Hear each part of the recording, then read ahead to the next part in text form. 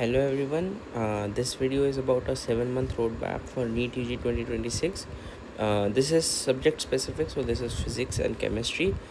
I'll also be making a bio one, and if you want, I can make these separate videos also. We'll talk more about that later.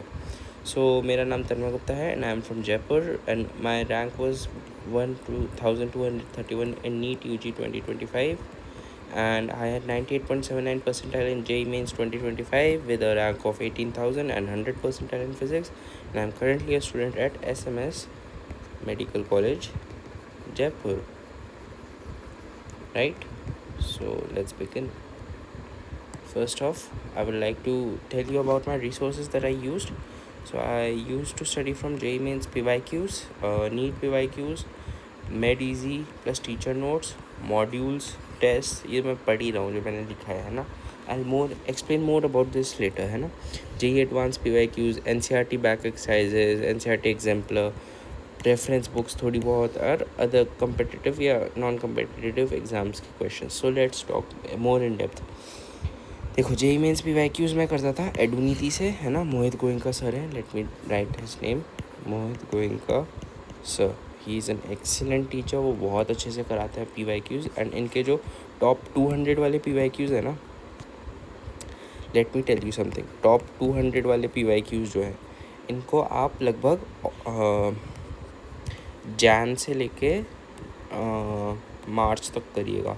दो बार minimum. 2 बार कर लीजिएगा, minimum नहीं 2 बार है ना. कितने PYQs करने हैं लगभग सारे करने की कोशिश करिए, पर जितने हो सके उतने तो करिए. इनको ना आप प्रिंट करवा लीजिए और स्पायरल बाइंड करा लीजिए. स्पायरल बाइंड करा लीजिए. मैंने भी यही कराया था, स्पायरल बाइंडिंग है ना. इससे बहुत हेल्प मिलेगी. ठीक है. और एक और रिसोर्स है मेरे पास, CLC सीकर या फिर कोई और अदर सोर्सेज. देखिए CLC सीकर का मैं आपको एक्सप्लेन करता हूँ. ये ना, इसको let me just open CLC Sikar.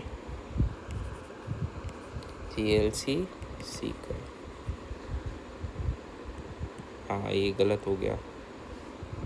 CLC, sorry for the inconvenience guys. I'll show you that later. है ना. CLC सीकर के चैनल पे जाके आप प्लेलिस्ट पे जाइए तो आपको दिखेगा NEET UG 2025 पेपर सोल्यूशन. ये आप कर सकते हैं.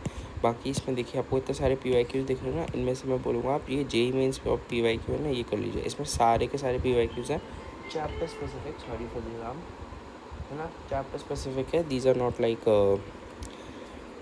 Specific to year but chapter specific है, तो आप अपने हिसाब से कर सकते हैं. ठीक है. NEET PYQs फिर से CLC PYQs या फिर आपके कोई भी टीचर, मोस्ट टीचर्स अपने नोट्स में भी कवर कर देते हैं ना, तो आप एक नोट से भी कर सकते हैं ये काम. Third is MedEasy plus teacher notes. MedEasy से आप रिविजन के लिए कर सकते हैं क्योंकि शॉर्ट नोट्स बनाने में ना टाइम लगता है, बहुत ज़्यादा टाइम लगता है. मैंने भी शॉर्ट नोट्स बनाने की जगह MedEasy में ही सारे फॉर्मूले लिख लिए, सारे के सारे ऑल फॉर्मूले इसके अंदर लिख लिए थे. ठीक है. और या फिर आप टीचर के नोट्स भी साथ में पढ़ सकते हैं. पढ़ना ही है आपको ये 1-2 बार तो पढ़ना है. 1 से 2 बार मैंने बताया ना आपको. मैं 1 से 2 बार तो टीचर के नोट्स पढ़े थे. ठीक है. देन वी हैव मॉड्यूल्स आप LN PW CLC या कोई और रेप्यूटेबल कोचिंग. रेप्यूटेबल मतलब कि जो है कुछ लोकल कोचिंग होती है ना, उनके जो है ना थोड़े से रिस्की होते हैं, तो मैं उनके मना करूँगा आपको पढ़ने के लिए. बट आप वो भी कर सकते हैं है ना. होता तो उनमें भी क्वेश्चन ही है. ठीक है. नेक्स्ट वी हैव टेस्ट के ऊपर मैं आपको बताता हूँ. अभी टेस्ट आपको देना तो है ही, मैंने आपको बताया हुआ है. टेस्ट बहुत इंपॉर्टेंट है. JEE एडवांस PYQs ये नीट लेवल से नॉट सो इम्पॉर्टेंट है. आप चाहे तो कर सकते हैं बट नॉट इम्पॉर्टेंट. ठीक है. NCERT back exercises. NCERT के आप चैप्टर पढ़ते होंगे, फिज़िक्स का नहीं पढ़ते होंगे मुझे नहीं पता, बट इसके एंड में जो बैक एक्सरसाइज है ना वो करनी है. और NCERT आपको केमिस्ट्री की ऑल चैप्टर्स की अगर पढ़ सकते हो तो पढ़ो. इसका कोई ऑल्टरनेटिव सोर्स नहीं है. बहुत अच्छी NCERT लिखी हुई है इन्होंने. बहुत कॉम्प्लेक्स लिखी हुई है एक्चुअली, नॉट बेस्ट, बट अच्छे से अगर आप एक्सप्लेन कर देती है वो आपको चैप्टर है ना. आपको कुछ 1-2 नॉलेज गैप्स होंगे तो वो आपके कवर अप कर देती है. Then we have NCERT exemplar के क्वेश्चंस. ये ना मैं आपको बताता हूँ, ये स्पॉन्सर्ड नहीं है वीडियो है ना. neetprep.com है ना, इसके जो है ना NCERT एग्जाम्पलर क्यूज़ अलग होते हैं. ये वाले जो है बहुत अच्छे होते हैं, ये आप कर लीजिए. ठीक है. Then we have reference books जैसे कि HC वर्मा हो गई, एररलेस, ये दोनों फिज़िक्स केमिस्ट्री में। HC वर्मा नहीं आती फिज़िक्स केमिस्ट्री में अलग अलग आती है, OP टंडन आती है शायद एक, तो मेरे को याद नहीं ज़्यादा नाम, है ना। बट जो भी है, आपको ये सारी बुक्स आप अगर टाइम मिले तो, इफ़ टाइम इज़ देयर, है ना। जैसे कि DC पांडे भी हो गई, ये सब जो है ना, आप करना चाहे तो कर सकते हैं। इट्स नॉट दैट इम्पॉर्टेंट कि आप ये करें ही। आपने अगर मॉड्यूल्स कर लिए, है ना, और JEE मेंस कर लिया और नीट कर लिया ना, और ये नोट्स पढ़ लिए बार बार और टेस्ट दे दिए, ये 5 आपने अगर कर लिया, these 5 are the golden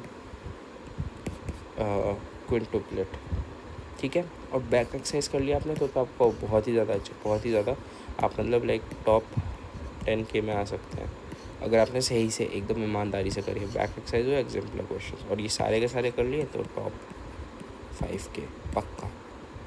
but इज़्ज़त से करनी है, ऐसा नहीं कि बस ये हाँ ये मैंने कर लिया था, वो उस दिन कर लिया था मैंने, हो गया मेरा, ये नहीं करना है आपको, ठीक है। अब मैं आपको एक टाइमलाइन बता देता हूँ। देखिए, ये टाइमलाइन जो है, ये वीडियो टाइमलाइन के लिए डेडिकेटेड नहीं है, एंड मैं आपको एक टाइमलाइन दे भी नहीं सकता, क्योंकि आपकी दिस इज़ फॉर यू, ये मतलब आप डिसाइड करेंगे कि ये क्या है, जैसे for you to decide, you have to make, है ना। क्योंकि मैं नहीं बना सकता, मैंने आपके लिए बना दी, पर वो आपके लिए स्पेसिफिक नहीं है। आपके लिए स्पेसिफिक क्या है, आपके लिए स्पेसिफिक है आपकी खुद की टाइमलाइन। अगर आप 12th ही हैं तो आपके लिए अलग वैसे मैंने एक सैम्पल बनाया कि आप ऐसे टाइप का प्लान करिए, ठीक है। 12th ही है, dropper without good practice for NEET है, या फिर dropper with good study for NEET 2025, ये 3 अलग अलग केसेस है, ठीक है। 12th ही मतलब कि जो 12th क्लास में था, ड्रॉपर जिसने पढ़ाई सही से नहीं करी थी, आपने अगर नहीं करी हो लास्ट ईयर और आपको कॉन्सेप्ट बहुत सारे कम हो तो, और ड्रॉपर जिसने अच्छी करी थी, मतलब कि आपके अगर इस नीट 2025 में 400 प्लस आ गए हो, ठीक है, तो आप इस कैटेगरी में आते हैं। नहीं तो आपको मैं इस कैटेगरी में रखता हूँ, बट स्टिल आपने पढ़ाई अच्छे से करी होगी। I don't know about your specific situation, है ना। तो आई एम नॉट सेइंग कि आपने पढ़ाई नहीं करी, बट आई एम सेइंग कि आपके हो सकता है टॉपिक्स थोड़े से वीक हो, तो उसके लिए I am going to suggest you a timeline specifically. This is for the class 12th ones, ठीक है। मैंने टाइम स्टैम्प दे दूंगा मैं वीडियो के डिस्क्रिप्शन में शायद, है ना, वहाँ पे आप स्किप कर सकते हैं। तो देखिए, अक्टूबर, नवंबर, दिसंबर, ये 3 महीने हैं ना, इनमें क्लास 11th और क्लास 12th के चैप्टर्स जो है सारे के सारे रिवाइज करिए। मुझे पता है कि ऑल कोचिंग्स आर डन, ठीक है। तो आप इनमें जो है इन सारे चैप्टर्स को रिवाइज करिए, और जनवरी में जो है क्लास 11th की पढ़ाई करिए केवल, है ना। क्लास 12th को आप थोड़ा कम ध्यान दीजिए जनवरी में, क्योंकि आपके बोर्ड शायद फरवरी से हैं, तो फरवरी में आप class 12th NCERT plus back questions, और मार्च में भी क्लास 12th बोर्ड्स प्रैक्टिस। देखिए, आपको जो है ना फरवरी और मार्च में क्लास 12th को पूरा स्ट्रॉन्ग कर देना है ना, स्ट्रॉन्ग कर देना है बहुत ही ज़्यादा, कि जो है आपको फिर इसे टच करने की ज़रूरत ना पड़े। मैं बोलूँगा कि अप्रैल में जो है ना, आप जब क्लास 11th को आप एकदम टचअप कर दें, प्लस क्लास 12th के ना थोड़े बहुत, जैसे कि 50 क्यूज़ आपने मार्क करे हो हर चैप्टर के हाईलाइटेड, तो उनको कर लो, तो आपका जो है मई में नीट 2026 अच्छा चला जाएगा। और हाँ, मैंने इसमें टेस्ट भी लिखा है, आपको कैसे टेस्ट देने चाहिए। ये है आपका मिनिमम है, ये मैक्सिमम नहीं है। मैक्सिमम तो आप कितने भी दे दो, 100 दे दो दिन के, बट मिनिमम ये है कि आप अक्टूबर, नवंबर, दिसंबर और जनवरी में एटलीस्ट एक टेस्ट दो एक हफ्ते में, ठीक है। फिर फरवरी, मार्च में जो है आप एक टेस्ट दो 2 हफ्ते में, क्योंकि आपका बोर्ड्स भी होगा तो आपको उसकी फोकस करनी है। तो ये टेस्ट मैं कैसे देने को बोल रहा हूँ, मैं आपको बताता हूँ, अभी एक्सप्लेन करता हूँ। अप्रैल में आप एक टेस्ट पर 2 डेज़ दो मिनिमम, है ना, एक टेस्ट 2 दिन में, और उसका एनालिसिस आपको हर टेस्ट का करना है, ये तो आप छोड़ नहीं सकते, ठीक है।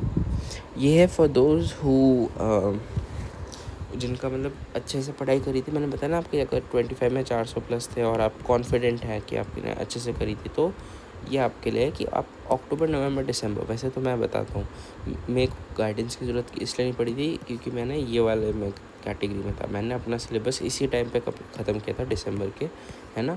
एकदम सिलेबस ख़त्म नहीं, क्रैक्स ख़त्म किए थे, और इस टाइम में जो है ना, मैं इस पूरे टाइम में 1 से 2 टेस्ट पर वीक मैंने लिखा हुआ है, बट मैं तो जो है 3 to 5 टेस्ट पर वीक देता था मिनिमम, है ना, और मैक्सिमम जो है मैं 3-3 4-4 टेस्ट दे देता था कभी कभी पर डे का।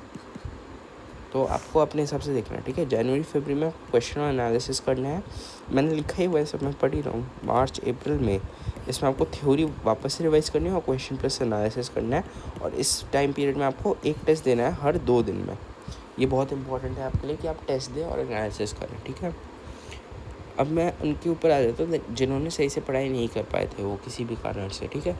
देखिए अक्टूबर नवंबर दिसंबर मैं आपके लिए ना एक वीडियो बनाऊँगा कि मोस्ट इम्पॉर्टेंट चैप्टर्स जो आपको मतलब बेसिक्स जो होते हैं ना, बेसिक्स वो वाले चैप्टर रहेंगे कि आपने अगर इनको स्ट्रॉन्ग कर लिया तो आपको आगे मेहनत कम आएगी, ठीक है। तो उसके रिगार्डिंग मैं आपको बताऊंगा अक्टूबर नवंबर दिसंबर जनवरी, इन चारों में आपको, ये तो मैंने सैम्पल बताया आपको, बट आपको जो है ना अपने हिसाब से उस सिलेबस को कंप्लीट करना है, सिलेबस कंप्लीट करना है ना। अगर आपने वो कर लिया तो आपके लिए बेस्ट है।